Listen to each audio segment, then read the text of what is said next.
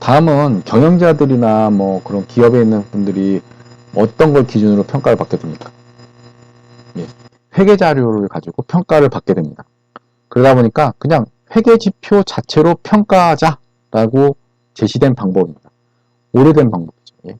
그래서 우리말로는 회계적 이익률법이라고 합니다. 구하는 식이 여기 다 보시다시피 다 평균을 쓰지 않습니까? 예. 평균을 쓰다 보니까 여기 평균이 딱 붙어서 AAR이라고 붙입니다. 우리는 근데 실적으로는 그러다 보니까 평균 회계적 수익 방법. 네, 그래야 되겠지만 그냥 회계적 이익률법이라고 그냥 평균을 빼고 말하고 있습니다. 여기서 분모의 평균 투자 금액은 초기 투자 금액에서 뭐 기간 후 잔존가액을 더해가지고 그를 2로 나눠주면 기간별 평균 투자 금액이 나오겠죠. 뭐 2회, 저회, 뭐 끝에 나오는 금액이니까요. 예. 따라서 잔존가액에 대한 평가가 필요하게 됩니다. 그런데 딱 보면 어떤 프로젝트가 끝날 때 보면 어떤 그 프로젝트를 위해 필요한 설비 그런 것들에 대한 잔존가액 같은 경우는 어떻게 될까요? 프로젝트가 끝나기 때문에 되게 0일 가능성이 되게 높죠. 그러다 보니까 대체로 초기 투자 비용만 고려해서 정하는 경우가 많이 있습니다. 그리고 또 이런 정보 자체에 있어서도 뭐 잔존가액이나 뭐 잔존 연한 이런 설비 등에 있을 때 뭐 투자는 이미 진행된 거죠. 예, 그런 상황에서 사용 연한이랑 잔존가액을 기입해 하고 감가상각 방법을 정해서 사전에 처리하게 돼 있어요. 회계에서. 그렇기 때문에 이런 여기에 대한 특별히 다른 정보가 필요하지 않다는 것도 엄청난 장점입니다. 다만 여기 분자의 여기 순이익 있지 않습니까? 넷인컴. 예. 이 부분에 대해서 무부채 기업을 상정했을 때 순이익을 써야 한다는 게 가장 유의해야 될 부분입니다. 여기서는. 앞에 말씀드린 것처럼 프로젝트 자체만 평가하기 때문이고 자본 구조는 그 다음 결정되기 때문에 앞단에서는 무부채 기업을 했을 때 현금으로 본다라고 보시면 좋을 것 같아요. 예. 그리고 어떤 프로젝트에 대해서 채택할지 말지 결정 기준은 당연히 이 AAR이 기업 내부에서 정한 이익률보다 높으면 되는 거죠. 낮으면 기각하고. 예. 이런 회계적 이익률의 장점은 회수기간법이랑 거의 유사합니다. 우선 뭐 이해하기 쉽고 가장 많이 접하는 자료지 않습니까? 그러다 보니까 보기도 편하고 그냥 사용해도 되고 또 타인 자본을 사용하지 않다고 보면 특별히 회계 정보의 수정도 필요 없죠. 예.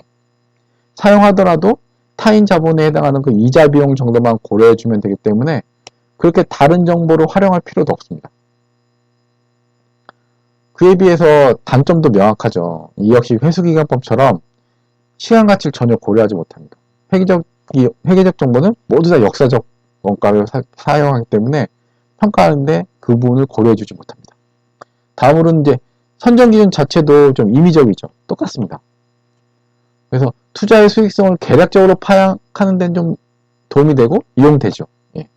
그리고 결정적으로 현금이나 시장 가치가 아니라 장부 가치를 사용한다는 점인데요.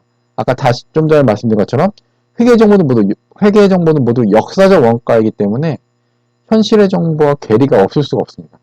그러다 보니까 전반적으로 투자의 위험에 대한 요인을 고려하지 못한다는 단점이 있게 됩니다. 이런 회수기간법과 뭐 회계적 이익률법 실무에서 많이 사용되는 이유를 뭐 대리인 이론으로 설명하는 부분도 많이 있는데요.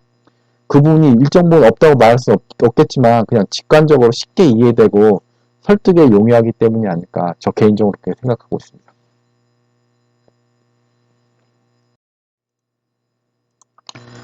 예. 다음은 내부 수익률법을 하기 전에 앞에서 말씀드린 것처럼 수익성 지수를 좀 먼저 살펴보도록 하겠습니다. 수익성 지수는 NPV와 같은 개념이긴 한데 NPV 순현가가 빼기의 개념이라면 PI는 나누기의 개념입니다. 비율이란 얘기죠. 예. 또 이렇게 비율이다 보니까 투자 규모가 다를 때 각각 투자안에 대한 효율성 기준으로 본다는 게 NPV와 차이점입니다. 그래서 산식은 이렇게 되는데요. 부모가 앞에서 얘기했지만 엄밀히 말하면 총 투자 비용의 현가입니다만 초기에 투자를 하고 그 이후에 현금 흐름이 기업으로 유입된다. 그런 흐름이라고 보면 그냥 초기 투자 금액으로 정해도 무방하겠죠.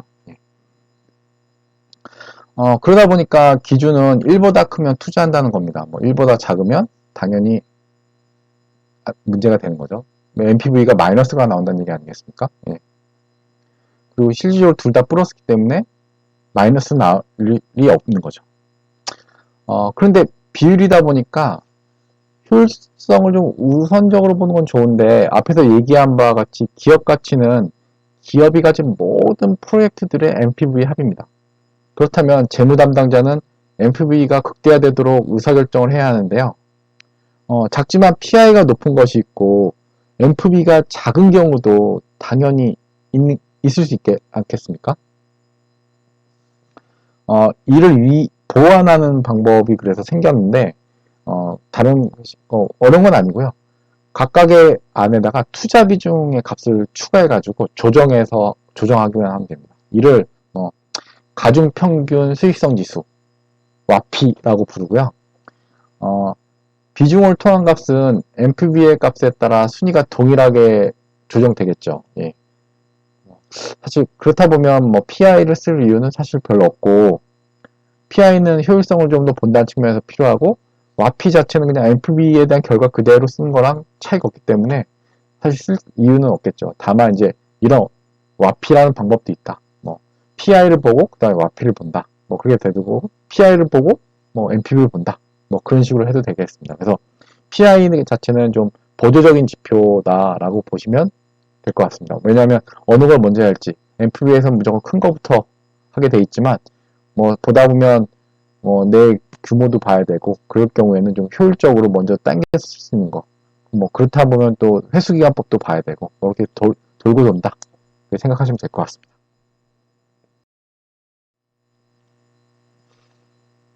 다음은 내부 수익률법인데요. 여기서 얘기할 마지막 기법이기도 합니다. NPV법은 고정 경제학에서부터 나온 방법인데요.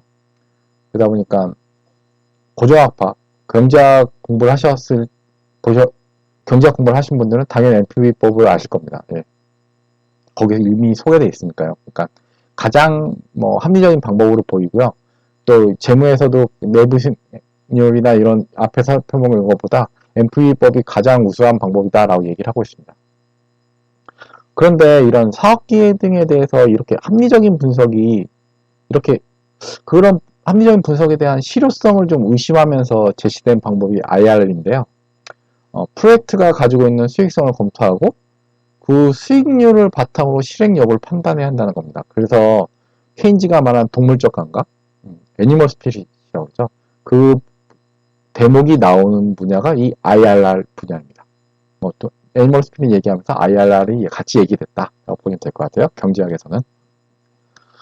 그래서 IRR은 NPV가 0이 되는 수익률을 의미하는데요. 그렇다면 산식이 이렇게 되겠죠. 예, 투자 비용이랑 현금 흐름이 같으면 그때 같게 만들어주는 이 할인율을 IRR이라고 합니다. 그래서 프로젝트에 대한 가부의 기준도 내부에서 정한 수익률보다 IRR이 높으면 하는 거고요. 그런데 여기서 내부에 정한 수익률은 뒤에 자본구조에서 나올 WACC, 예, WACC가 됩니다. 물론 아시다시피 IRR은 바로 계산이 안 되죠. 시행처법 외에는 정확한 IRR을 구할 수 없습니다. 물론 이제 T가 여기서 T가 1인 경우에는 바로 구할 수 있겠지만 2만 대도 사실 어렵지 않습니까? 근해 공식을 써야 되고 3만 대도 계산할 방법이 없죠. 그죠? 그래서 동물적 감각이 더 중요해지는 게 아닌가 싶기도 한데요. 여기서 동물적 감각으로 IRR을 계산해라 그런 건 아니고요. 수익률 평가, 사업성 평가할 때 동물적 감각이 필요하다 그런 얘기고요. 다만 이제 할 때 보면 이런 거 계산할 때도 바로 직감적인 능력이 있으면 더 좋지 않을까 하는 쓸데없는 얘기를 한번 해봤습니다. 여간에 이 동물적 감각을 얘기한 이유는 이 내부 수익률을 요구 수익률과 비교해서 투자 여부를 판단하기가 상대적으로 쉽겠죠. 예. 그러다 보니까 재무적인 재무 분야에 전문 지식이 없는 사람도 좀 이해하기 쉽다는 장점이 있고요. NPV를 구하기 위해서 처음부터 요구 수익률에 대한 정보를 알아야만 구할 수 있는데 비해서 이거는 굳이 그게 필요 없는 거죠. IRR을 보고 거기에 대해서 내 요구 수익률이랑 내가 그 다음에 요구 수익률을 동물적 감각으로 정해도 된다는 얘기입니다. 여하튼 그래서 이 프로젝트 진행 여부를 결정하는 기준은 요구 수익률보다 IRR이 높으면 됩니다. 그러다 보니까 IRR이 높은 순서대로 프로젝트를 선정해서 진행하는 게 맞는 거죠.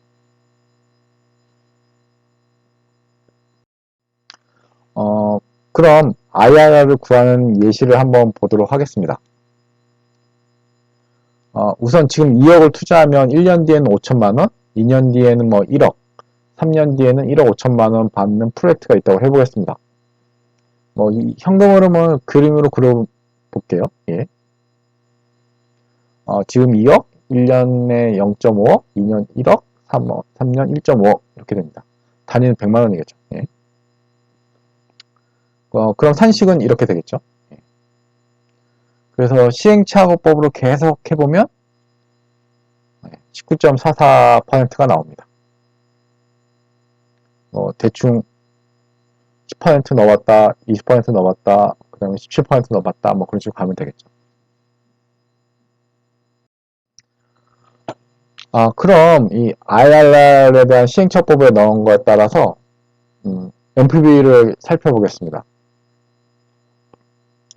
보시다시피 할인율에 따라서 NPV가 표시되고 있습니다.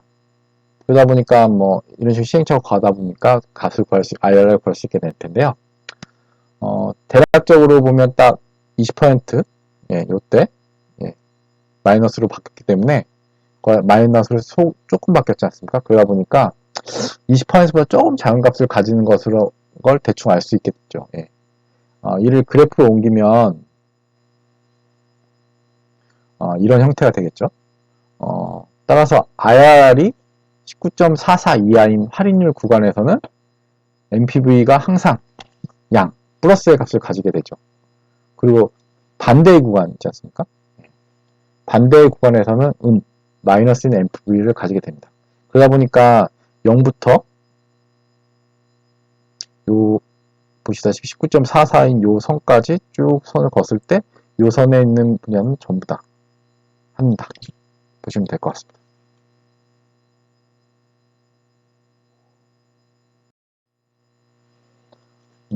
이렇게 보면 NPV나 PI 그리고 이번에 얘기한 IRR까지 사실 대동소이한 방식이라고 볼 수 있지 않겠습니까? 그냥 어퍼치나 매치나 같은 거 아니냐 생각하기 쉽습니다. 저도 개인적으로 그렇게 생각을 했고요. 근데 실제로도 그렇게 나와요. 예. 대동소이한 결과가 나온다는 거죠. NPV가 양인데 PI가 당연히 1보다 큰 게 당연하고 IRR이 당연히 요구 수익률보다 높게 나오는 게 당연한 거죠. 예. NPV가 0보다 크면. 예. 앞서 얘기한 바와 같이 NPV법은 고정경제학에서 내려온 전통의 경제비법이죠. 예. 그러니 PI도 그때부터 내려온 거라고 볼 때 IRR은 그나마 최근에 케인즈에 의해서 제시된 방법입니다. 케인즈가 2차 세계대전 전부터 2차 세계 이후에 브레튼 우주 체계까지 만드는 설계한 사람이다 보니까 얼마 안 된 거죠. 예. 여하튼 그 둘의 가장 대표적인 차이점은 산식에서 기억을 하실지 모르겠는데 서로 다른 재투자 수익률을 산정합니다.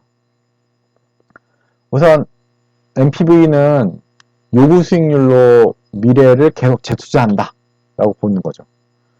그에 비해서 IRR은 이런 산식에서는 IRR로 재투자한다고 가정합니다.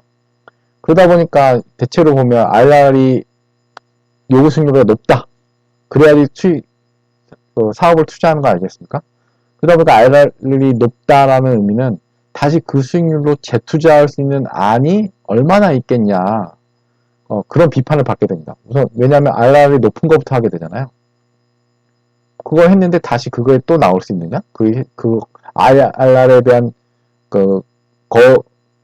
높은 수익률로 선정한 그 프로젝트의 현금 흐름이 다시 그 IRR로 투자될 수 있는 안이 있느냐라는 거죠. 그러다 보니까 실제로 그 IRR을 이룰 수 없다라는 비판이 좀 있긴 있어요. 예. 이와 더불어서 뭐 IRR 방법에서 제시되는 몇 가지 문제를 좀 더 살펴보고 좀 마무리하도록 하겠습니다.